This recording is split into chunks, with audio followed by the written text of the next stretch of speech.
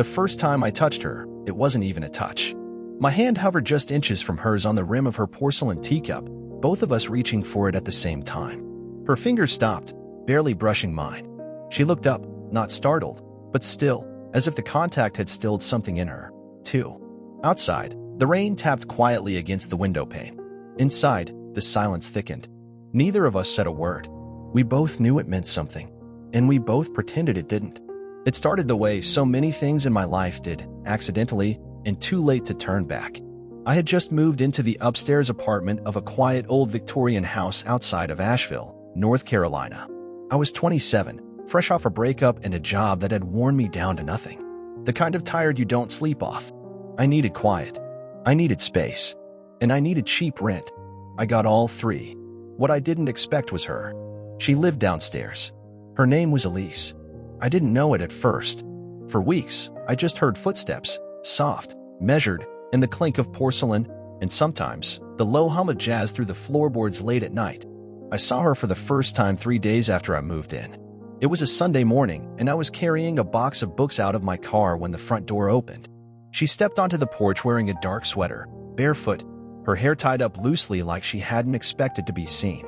She was older than me, late 30s, maybe early 40s, and beautiful in the quietest way possible. No makeup, no effort. Just presence. She paused when she saw me, then gave a small nod, polite but distant. "Morning," I said, too loud. "Morning," she replied. Her voice was low, even. Then she walked past me down the stairs and into her garden, like she'd been doing it every day for years. I tried not to watch her. I failed. Over the next few weeks, our paths crossed in these quiet, incidental ways, at the mailbox, on the porch, sometimes in the shared laundry room behind the house. She'd offer a nod, sometimes a faint smile. But there was always something restrained about her. A practiced stillness. Like she'd figured out how to move through the world without letting it touch her too deeply. I told myself I was being ridiculous. I barely knew her. But the way she held herself, the way her eyes lingered half a second longer than they needed to, it made something in me slow down. Then, one Thursday afternoon, the power went out. A spring thunderstorm had knocked out half the grid. I was sitting at my window when I saw her porch light flicker out. A few minutes later, there was a knock at my door. When I opened it, she stood there holding a single candle in a shallow dish.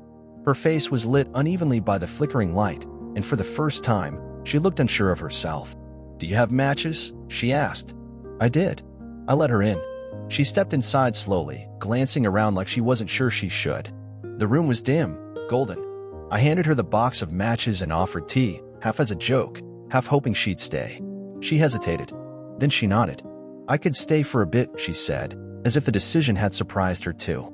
She sat at my tiny kitchen table as I boiled water over a gas burner. Neither of us spoke much. But the silence between us wasn't awkward, it was careful. Like we were both stepping onto ice that might crack if we moved too quickly. She took her tea without sugar, held the cup in both hands like it steadied her. At one point, her eyes traced the outline of the bookshelf behind me. "You read a lot," she said. "Sometimes too much," I replied. She gave the faintest smile. "Not possible." The rain kept falling. The lights stayed out. And she stayed a while longer than she meant to. That night marked something, a shift. A door, quietly, had opened. And I knew I'd be walking through it, sooner or later. After that night, something unspoken passed between us. Not a closeness, not yet, but an awareness. Like the slight turn of the wind before the storm makes landfall. Elise wasn't suddenly more open. She didn't start knocking on my door with fresh cookies or sitting on my porch with a glass of wine waiting for company. If anything, she kept her distance just the same, but the way she looked at me had changed. More direct. Less guarded. A few days after the storm, I was coming down the front steps when I found her crouched by the edge of the flower bed, her fingers buried in soil. She wore a black t-shirt, dirt smudged along her forearm, sunglasses perched in her hair. She looked up and squinted in the sun. "You always up this early?" she asked.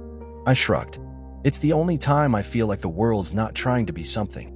That made her smile, slow and quiet. "You should plant something," she said, brushing her hands off on her jeans. "Start small. Basil. Tomatoes if you're brave." "I kill succulents," I told her. She stood. "Then you'll learn. Life forces humility out of all of us." I wasn't sure if she meant gardening or something else. I didn't ask. I just watched her walk back toward her door, the way her hair moved at her shoulders, the way she didn't look back. The next week, I found a small pot of basil outside my door. No note, just the smell of earth and summer and something tender.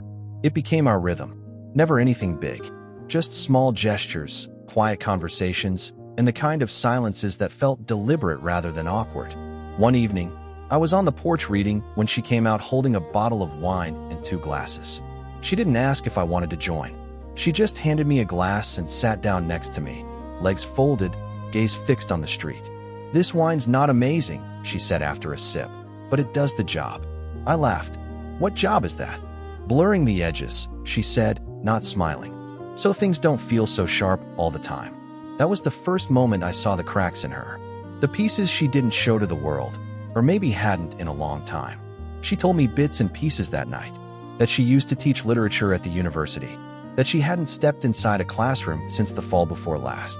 That someone had left. Not abruptly, but slowly, bit by bit. The way snow melts from the edge of a roof. Imperceptible until suddenly it's gone. "I didn't mean to talk so much," she said, hours later. "You didn't," I said. "You just spoke." She looked at me like she wasn't sure what to make of that. I didn't reach for her hand. I didn't lean in. I just stayed still, letting the closeness speak for itself. And I think, in that stillness, we both realized how dangerous this was becoming. Not because it was wrong, not exactly, but because it was starting to matter. And that's always where trouble begins. The days grew longer. The porch stayed warm well into the evenings. Sometimes, I'd find myself watching her shadow move behind her curtains at night. The shape of her pacing, the soft flicker of her reading lamp. I wasn't trying to spy, not exactly. It was more like I'd become attuned to her presence. Like I could sense when she was near even before I saw her. She came up one morning while I was watering the basil plant she'd given me. I hadn't noticed her at first. She just appeared beside me, barefoot again, holding a half-empty mug. "You're not killing it," she said, nodding at the basil. "I'm trying not to disappoint my mentor." A small smirk curved at the edge of her mouth, but her eyes stayed serious. There was always something about her expression, even when she smiled. It felt like she was bracing for something. Like part of her was always prepared for the moment it all fell apart. We stood in silence a minute before I asked, "Do you ever miss teaching?" She didn't answer right away. Then, "I miss being needed, being heard." The honesty of it caught me off guard. It wasn't said to impress or evoke sympathy. It was just fact, real and bare. "Don't people still need you?" She glanced at me then, her gaze steady. Needing someone is different from letting them in. There it was again, that line she kept drawing between us. Always almost, never quite. A week later, I found her in the laundry room, bent over the dryer. She was wearing a loose white linen shirt and jeans, barefoot again. She turned when I walked in and handed me a basket. "You leave your socks in here more than anyone I've ever met," she said, but her voice was lighter than usual. "Maybe I do it on purpose," I said before thinking. She froze, her hand resting on the edge of the dryer. Then, almost imperceptibly, she smiled. "Careful," she said, soft. "That sounds like a confession." I looked at her, really looked. She wasn't trying to be alluring, but something about her, the way her body leaned just slightly in my direction, the way her eyes didn't flinch away, made everything around us feel closer. She handed me the basket. Our fingers touched, just briefly. I could have pulled away. I didn't. Neither did she. When I turned to leave, she said quietly, "You make it hard to stay invisible."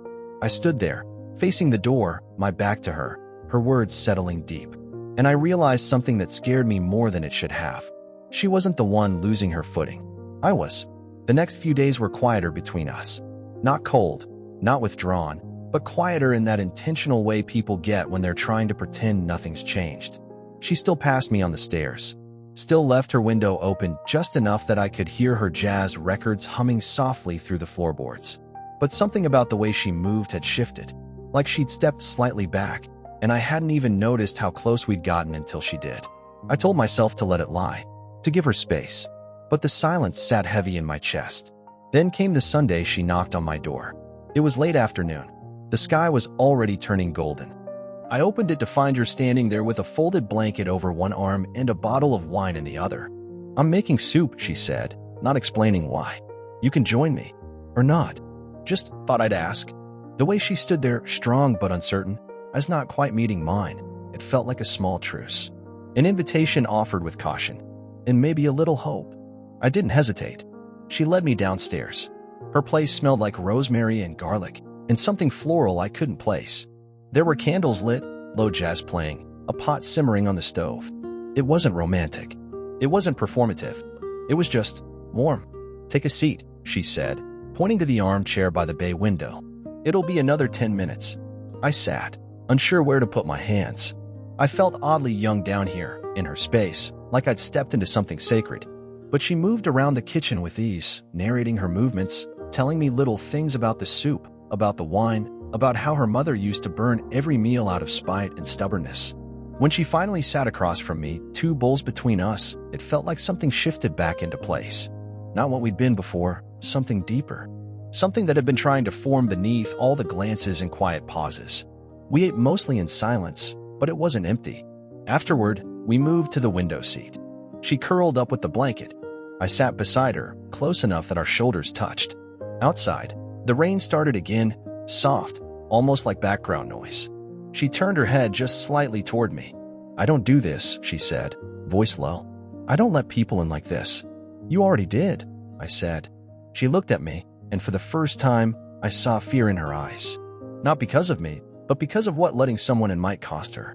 "I don't want to be a fantasy," she whispered. "You're not. And I don't want to be your older woman experiment," she added, a sharp edge in her voice. I didn't flinch. "You're not that either." She studied me then, like she was testing the truth of my words against something old and wounded inside her. Then she nodded once, almost imperceptibly. Neither of us moved closer. But when I reached out and rested my hand gently on top of hers, she didn't pull away. She just closed her eyes and breathed. And I stayed still beside her, hand over hand, not needing to say anything else. By the time summer reached its height, our lives had begun to orbit one another in ways we couldn't, or didn't, name. I still lived upstairs. She still lived below. But the boundaries between those 2 places had grown thin, like parchment worn soft from use. Sometimes she'd leave a small plate outside my door, a fig tart, a wedge of quiche, half a loaf of rosemary bread. No note, just nourishment, given without ceremony. Sometimes I'd knock, bring down something from the bookstore, a battered copy of a novel she'd once mentioned in passing. She'd say thank you, then leave it on the kitchen table where I could see she'd been reading it, a pen tucked inside to underline the quietest lines. We didn't call what we were doing anything. There were no dates, no declarations, no rules. Just presence, intention, and restraint. One night, I came home later than usual.